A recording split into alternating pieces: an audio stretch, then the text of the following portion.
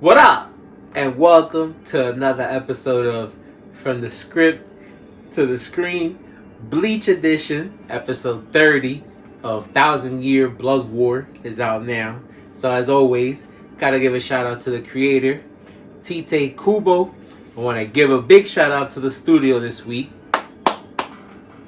Perriot Films. Now, to the manga readers, I'm pretty sure they notice a big difference right away, but the anime only watchers, for them this week was just another great episode, phenomenal episode. Shout out to the studio because action-packed episode, and that's just because the studio was able to expand on the panels. Another example of Kubo and the studio working together and making some original anime content, but it's just, again, adding to the fluidity of the story and just making all the scenes appear more cohesive.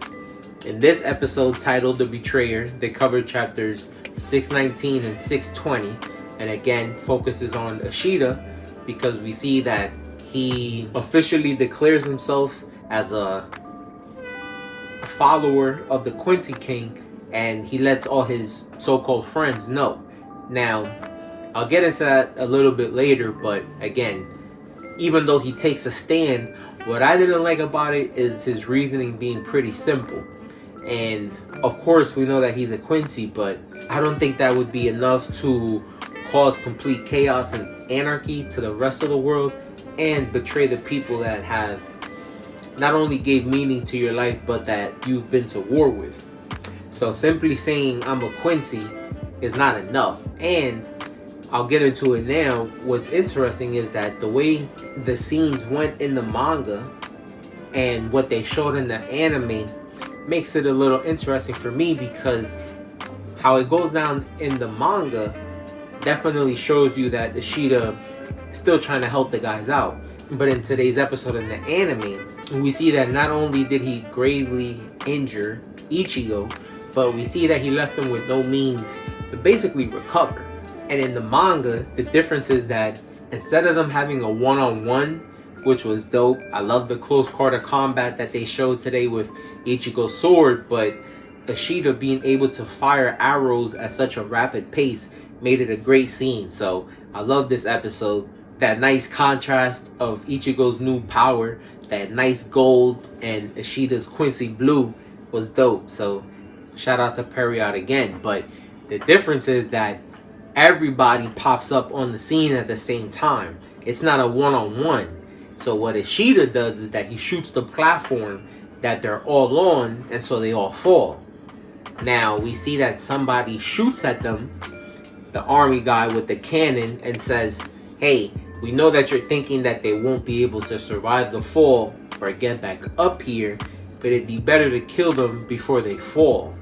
And the way it looks in the manga, you don't really know who says it, but I don't think it's Ishida, so we could leave it at that. But my favorite scenes from the anime this week were all original content. So Ishida's power up, and again, just not only the close quarter combat between Ichigo and Ishida was dope. Ishida was firing with his hands. He didn't even have to use his bow, so he was going crazy. And Ichigo being able to defend himself from so many arrows was crazy. Ishida's power-up was dope.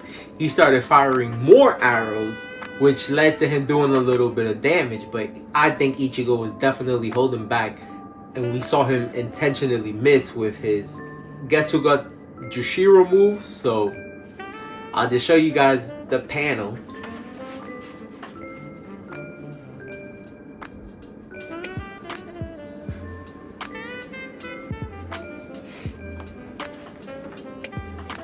And that's the difference. We see Ichigo with a big ass hole falling down into the sky, so it makes it tough. If he would have still been up on the platform, or the Hime would have been able to heal him up, no problem. So we'll see what happens. But again, dope episode. Looking forward to episode 31.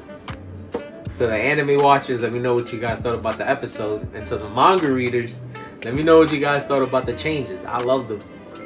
Till next time, peace.